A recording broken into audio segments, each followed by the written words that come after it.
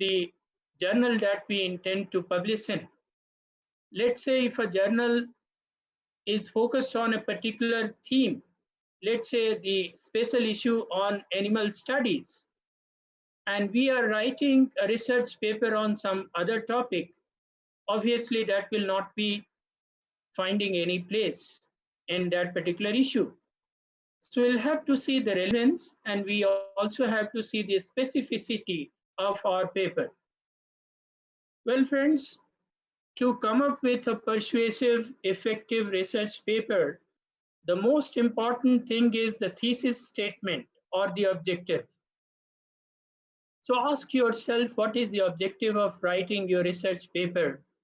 What you seek to find, and how do you want to reach your goal?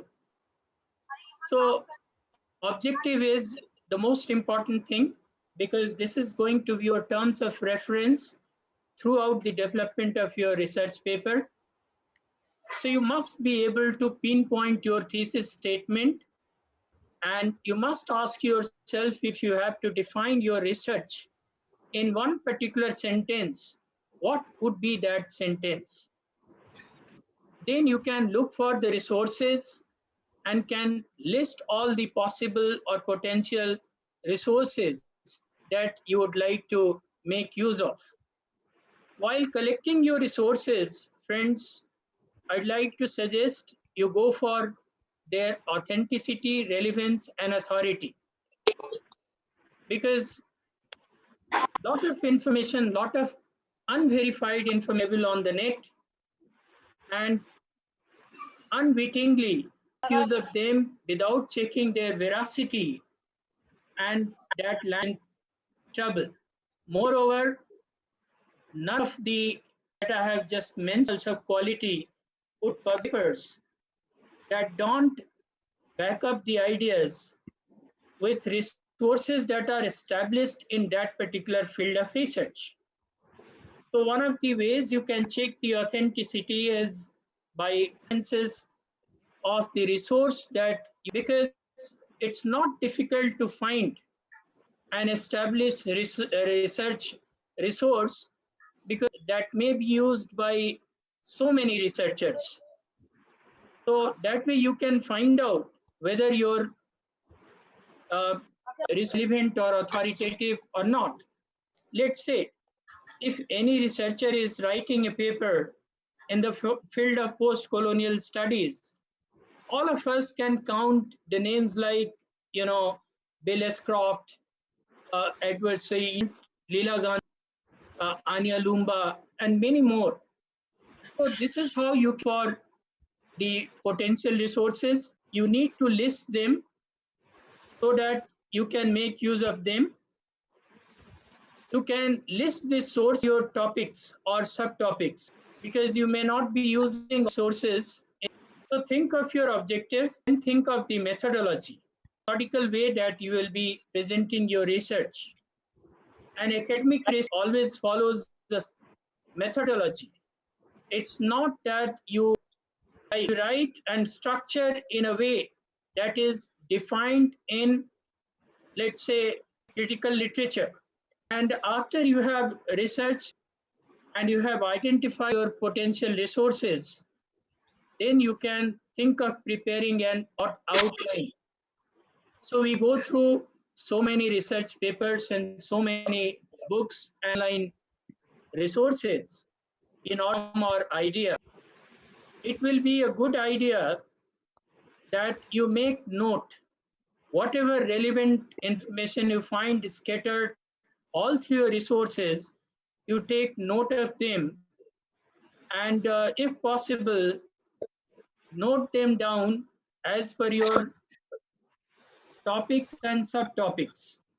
You can use different color codings to identify your information, that this is the most relevant, this is relevant, and this is least relevant.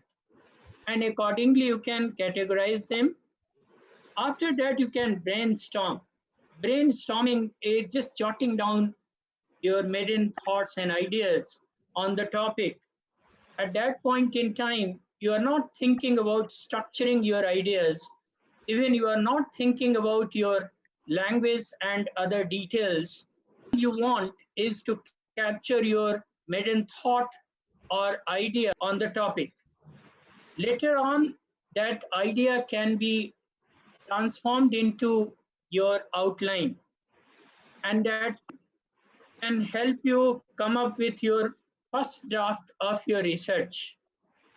Once you have prepared your first draft, probably you have 50 to 60% of your matter ready. And now it's time to look at that. But before that, I would suggest that you don't work all at once. Dissociate yourself with your first draft and then come back to that after an interval, and then you start revising. Now, revisions, I'd suggest, may be done in three parts. I call them small, middle, and big, middle, and little revisions.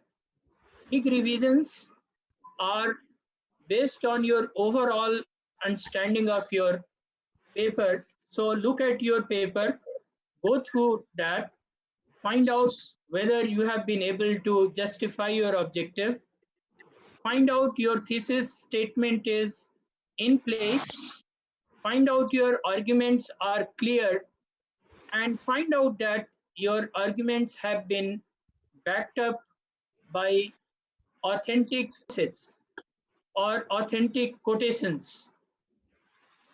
Once you are satisfied with that, then look at your language, look for conciseness and detail, and cut down whatever you find irrelevant or not serving your purpose.